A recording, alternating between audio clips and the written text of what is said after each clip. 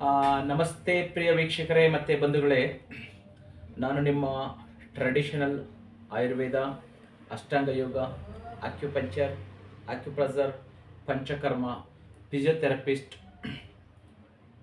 Yoga guru doctor KV. Mahadev. ನೋಡಿ, ಇದು ನಮ್ಮ ಮನೆ. ಸೊ ಇವತ್ತು ಡೇಟು 30 January 2025. ಬಟ್ ನನ್ನ ಮಗನ ಬರ್ತ್ಡೇ ಅಂದರೆ ಅವನ ಹುಟ್ಟಿದ ದಿನ 30 January ಮಂಡೇ 20 ಅಂದರೆ 2006ನಲ್ಲಿ 2006ರಲ್ಲಿ. ನೋಡಿ, ಇವತ್ತು ಡೇಟು 30 January, ಆದರೆ ಇವತ್ತು ವಾರ ಯಾವುದು? ಗುರುವಾರ, ಸೋಮವಾರ ಅಲ್ಲ, ಮಂಡೇ ಅಲ್ಲ, ಥರ್ಸ್ಡೇ. ಸೊ ಅವನು ಹುಟ್ಟಿದ್ದು 2006ನಲ್ಲಿ, ಆದರೆ ಇವತ್ತು ಇದು 2025. ಹಾಗಿದ್ರೆ ಇದು ಹುಟ್ಟಿದ ದಿನ ಹೇಗೆ ಆಗಲು ಸಾಧ್ಯ? ಇದು ನನ್ನ ಪ್ರಶ್ನೆ. ಒಬ್ಬ ಮನುಷ್ಯ, ಒಂದು ಪ್ರಾಣಿ, ಪಕ್ಷಿ ಒಂದೇ ದಿನ ಹುಟ್ಟುದು. ಅದು ನನ್ನ ಮಗ ಹುಟ್ಟಿದ ದಿನ 1ನೇ ತಾರೀಕು, ಇವತ್ತು 1ನೇ ತಾರೀಕು, 30ನೇ ತಾರೀಕು, ಇವತ್ತು 30ನೇ ತಾರೀಕು. ಅವನು ಜನವರಿನಲ್ಲಿ ಹುಟ್ಟಿದಾನೆ. Yes, right. Today January, right. ಅವನು ಹುಟ್ಟಿದ್ದು ಮಂಡೇ, ಆದರೆ ಟುಡೇ ಥರ್ಸ್ಡೇ. ಸೋಮವಾರ ಹುಟ್ಟಿದ್ದು, ಆದರೆ ಇವತ್ತು ಗುರುವಾರ. ಅಲ್ಲಿಗೆ ವಾರ ಅದೇ ವಾರ ಅಲ್ಲ. ಅವನು ಹುಟ್ಟಿದ್ದು 2006ರಲ್ಲಿ, 2006ನಲ್ಲಿ, ಆದರೆ ಈ ಇಯರ್ 2025. ಅಲ್ಲಿಗೆ ಅವನಿಗೆ ಜಾತಕದ ಪ್ರಕಾರ ಅಥವಾ ಅವನ ಹುಟ್ಟಿದ ದಿನದಿಂದ ಇವತ್ತಿನ ದಿನಕ್ಕೆ 19 ವರ್ಷಗಳು ಆಯಿತು. 19 years. 19 ವರ್ಷ ಆಯಿತು ಅಂತ ಹೇಳಬೇಕೇ ಹೊರತು ಹುಟ್ಟಿದ ದಿನ, ನನ್ನ ಬರ್ತ್ಡೇ ಹೇಗೆ ಆಗೋದಕ್ಕೆ ಹೇಗೆ ಸಾಧ್ಯ? ಎವ್ರಿ ಇಯರ್ ಮನುಷ್ಯ ಹುಟ್ಟಕ್ಕೆ ಸಾಧ್ಯನಾ? ಇಲ್ಲ. ನನಗೆ 10 years ಆಯಿತು, 19 years ಆಯಿತು ಈ ತಿಂಗಳಿಗೆ ಅಂತ, ಈ ಡೇಟ್ಗೆ, ಈ ತಿಂಗಳಿಗೆ, ಈ ವರ್ಷಕ್ಕೆ ನನಗೆ 19 ವರ್ಷ ಆಯಿತು ನಾನು ಹುಟ್ಟಿ ಅಂತ ಹೇಳಬೇಕೇ ಹೊರತು ಅದಕ್ಕೆ ಯಾವ ಸೆಲೆಬ್ರೇಷನ್ ಕೂಡ ಮಾಡಬೇಕಾಗಿಲ್ಲ. ಕಾರಣ, ಸೊ ಜವಾಬ್ದಾರಿಗಳು ಜಾಸ್ತಿ ಆಗ್ತಾ ಇರ್ತದೆ. ತನ್ನ ಜವಾಬ್ದಾರಿ, ಮನೆಯ ಜವಾಬ್ದಾರಿ, ಈ ಸೊಸೈಟಿಯ ಜವಾಬ್ದಾರಿ, ತಾನು ಹುಟ್ಟಿದ್ದಕ್ಕೆ ಈ 19 ವರ್ಷದಲ್ಲಿ ಏನು ಸಾರ್ಥಕತೆ ಮಾಡಿಕೊಂಡಿದ್ದೀನಿ, ಏನು ಸಾಧನೆ ಮಾಡಿದ್ದೀನಿ, ಏನು ಅಚೀವ್ ಮಾಡಿದ್ದೀನಿ, ಮುಂದೆ ನಾನು ಮಾಡಬೇಕಾಗಿರುವಂತಹದ್ದೇನು, ಈ ಶ್ರೇಷ್ಠವಾದ ಮನುಷ್ಯ ಜನ್ಮದಲ್ಲಿ ನಾನು ಈ 19 ವರ್ಷದಲ್ಲಿ ಮಾಡಿದ್ದಾದರೂ ಏನು, ಇದನ್ನು ನೋಡಬೇಕು. ಮುಂದೆ ನನ್ನಿಂದ 19 ವರ್ಷ ಆದರೂ ನಾನು ಇಲ್ಲಿ ತನಕ ಏನು ಸಾಧನೆ ಮಾಡಿದ್ದೀನಿ ಅಥವಾ ಮಾಡಿಲ್ಲ ಅಂದರೆ ಏನನ್ನು ಮಾಡಬೇಕು, ಮಾಡಿದ್ದೀನಿ ಅಂದರೆ ಇನ್ನು ಮತ್ತಷ್ಟನ್ನು ಏನನ್ನು ನಾವು ನಮಗಾಗಿ, ಈ ಸೊಸೈಟಿಗಾಗಿ, ಈ ಮಹಾಪಂಚಭೂತಗಳಿಗಾಗಿ, ಈ ಪ್ರಕೃತಿ ಮಾತೆಗಾಗಿ ಏನು ನಾನು ಇಲ್ಲಿ ಹಿಟ್ಟು ಹೋಗೋದಕ್ಕೆ ಶಾಶ್ವತವಾಗಿ ಉಳ್ಕೊಳ್ಳುವಂತಹ, ಈಗ ನಮ್ಮ ಸರ್ ಎಂ ವಿಶ್ವೇಶ್ವರಯ್ಯನವರಂತಹವರು ಅಥವಾ ಮಹಾ ವಿಜ್ಞಾನಿಗಳು, ಜ್ಞಾನಿಗಳು, ಸಾಧುಗಳು, ಸಂತರು, ಅಕ್ಕ ಮಹಾದೇವಿ, ಬಸವಣ್ಣನವರು, ಅಲ್ಲಮಪ್ರಭು, ಶಂಕರಾಚಾರ್ಯರು, ಪುರಂದರದಾಸರು, ಕನಕದಾಸರು, ಬುದ್ಧ, ಹೀಗೆ ಸ್ವಾಮಿ ವಿವೇಕಾನಂದರು, ಇಂತಹವರು ಲಕ್ಷಾಂತರ ಜನ, ಅಥವಾ ನಮ್ಮ ಡಾಕ್ಟರ್ ಶಿವಕುಮಾರ ಸ್ವಾಮಿಗಳು, ಸೊ ಇಂತಹವರು,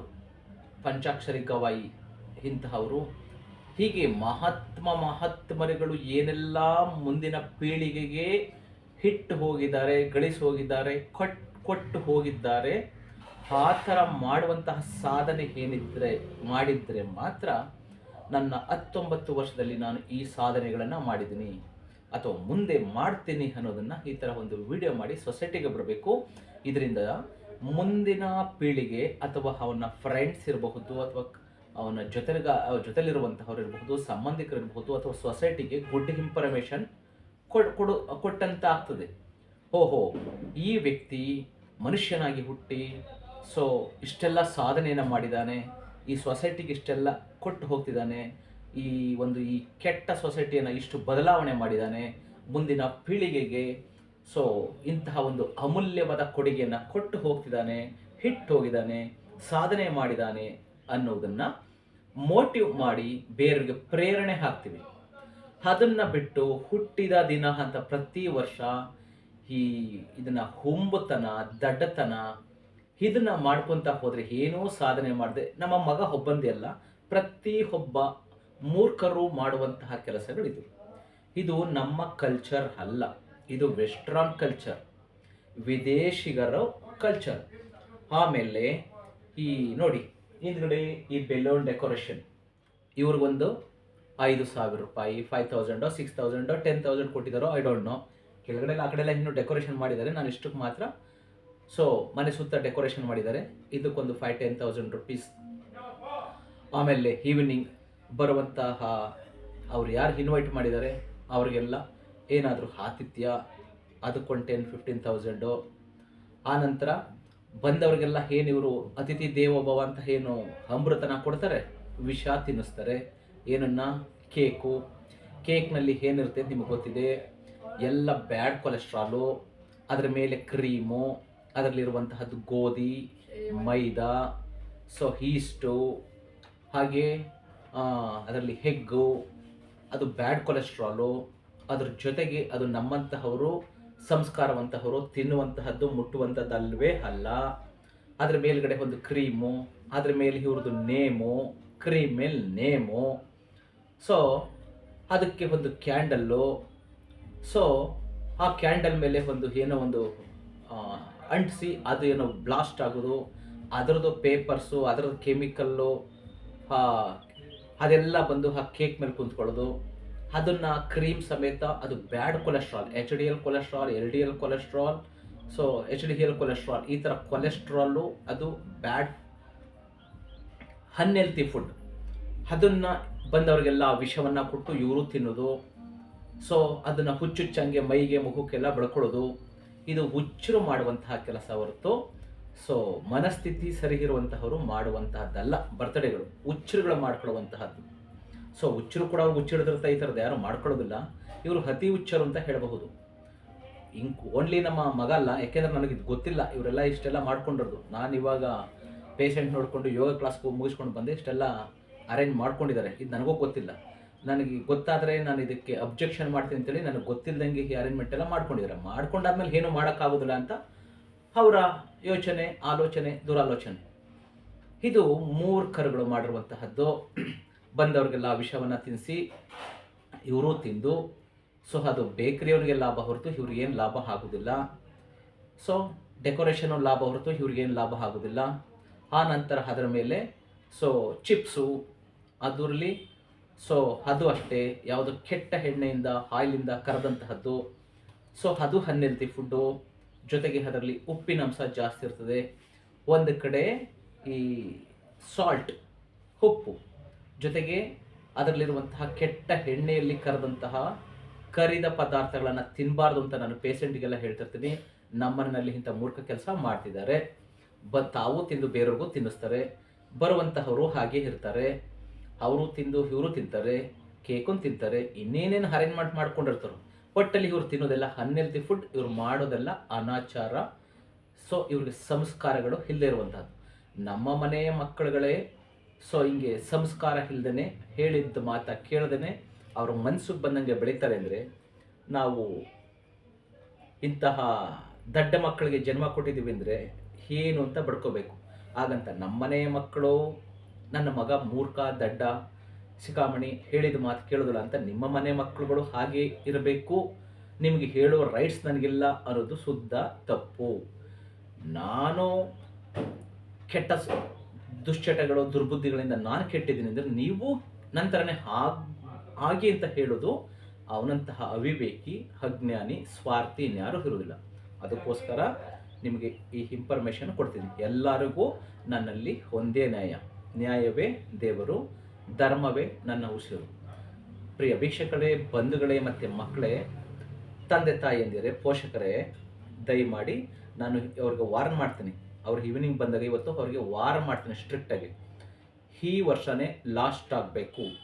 ಮುಂದಿನ ವರ್ಷ ಇವನೇನಾದರೂ ಅಚೀವ್ ಮಾಡಿ ಸ್ಟೇಜ್ ಮೇಲೆ ನಿಂತ್ಕೊಂಡು ಬೇರೆಯವ್ರಿಗೆ ಮೋಟಿವ್ ಆಗುವಂತಹದ್ದನ್ನು ಮಾಡಿದ್ರೆ ಸೊ ನಾನೇ ಬೇಕಾದ್ರೆ ಸೆಲೆಬ್ರೇಷನ್ ಮಾಡಿಸ್ತೀನಿ. ಅದನ್ನು ಬಿಟ್ಟು ಇಂಥ ಅವಿವೇಕ ಕೆಲಸಗಳನ್ನು ಮಾಡಿಕೊಂಡು ತಿನ್ನಬಾರ್ದನ್ನ ಅನ್ಹೆಲ್ತಿ ಫುಡ್ಡನ್ನು ತಿನ್ನಿಸು, ಬೇರೆಯವ್ರಿಗೆ ತಿನ್ನಿಸಿ ಅವರ ಆರೋಗ್ಯವನ್ನು ಹಾಳು ಮಾಡಿ ಇವರ ಆರೋಗ್ಯವನ್ನು ಹಾಳು ಮಾಡ್ಕೊಳ್ಳುವಂತಹದಕ್ಕೆ ನಾನು ಬ್ರೇಕ್ ಆಗ್ತೀನಿ.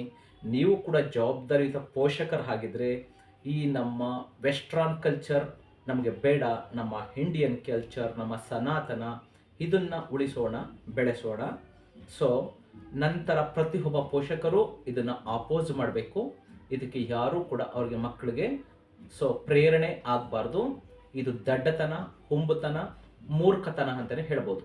ಬರ್ತ್ಡೇ, ವೆಡ್ಡಿಂಗ್ ಡೇ, ಇದೆಲ್ಲ ಮದುವೆನ ಮನುಷ್ಯ ಒಂದೇ ಸಾರಿ ಆಗೋದು, ಎರಡನೇ ಮದುವೆ, ಮೂರನೇ ಮದುವೆ ಆಗ್ಬೋದು, ಅದು ಬೇರೆ ವಿಚಾರ. ಅದು ಅಷ್ಟೇ ಒಳ್ಳೆಯದಲ್ಲ ಅದು. ಹಾಗೆ ಒಬ್ಬ ಮನುಷ್ಯ ಒಂದೇ ಸಾರಿ, ಒಂದೇ ದಿನಾಂಕ, ಒಂದೇ ತಿಂಗಳು, ಒಂದೇ ಇಸ್ವಿ, ಒಂದು ವಾರದಲ್ಲಿ ಹುಟ್ಟಿರ್ತಾನೆ. ಅದು ಪ್ರತಿ ವರ್ಷ ಬರೋದಕ್ಕೆ ಸಾಧ್ಯ ಇಲ್ಲ. ಇಂತಹ ಮೂರ್ಖತನದ ಕೆಲಸಗಳನ್ನು ಮಾಡಿ ಅನಾವಶ್ಯಕವಾಗಿ ಹಣ ಮತ್ತು ಸಮಯವನ್ನು ವ್ಯರ್ಥ ಮಾಡಬೇಡಿ. ಅದರ ಬದಲು ಬೇರೆ ಬೇಕಾದಷ್ಟು ಆ್ಯಟಿಟ್ಯೂಡನ್ನು ಇಟ್ಕೊಳ್ಳಿ. ಸೊ ಮಲ್ಟಿ ಟ್ಯಾಲೆಂಟೆಡನ್ನು ತೋರಿಸಿ, ಏನಾದರೂ ಈ ಸಮಾಜಕ್ಕೆ ಅಥವಾ ನಿಮಗೆ ಜನ್ಮ ಕೊಟ್ಟಂತಹ ಅಪ್ಪ ಅಮ್ಮನಿಗೆ ಒಳ್ಳೆ ಘನತೆ, ಗೌರವ, ಹೆಸರನ್ನು ತಂದುಕೊಡಿ ಅಂತ ನಾನು ಈ ಮುಖಾಂತರ ನಿಮ್ಮೆಲ್ಲರಲ್ಲೂ ಕೇಳ್ಕೊಳ್ತಾ ಇದ್ದೀನಿ. ಸೊ ನನ್ನ ಕಾಂಟ್ಯಾಕ್ಟ್ ನಂಬರ್ 9945123126.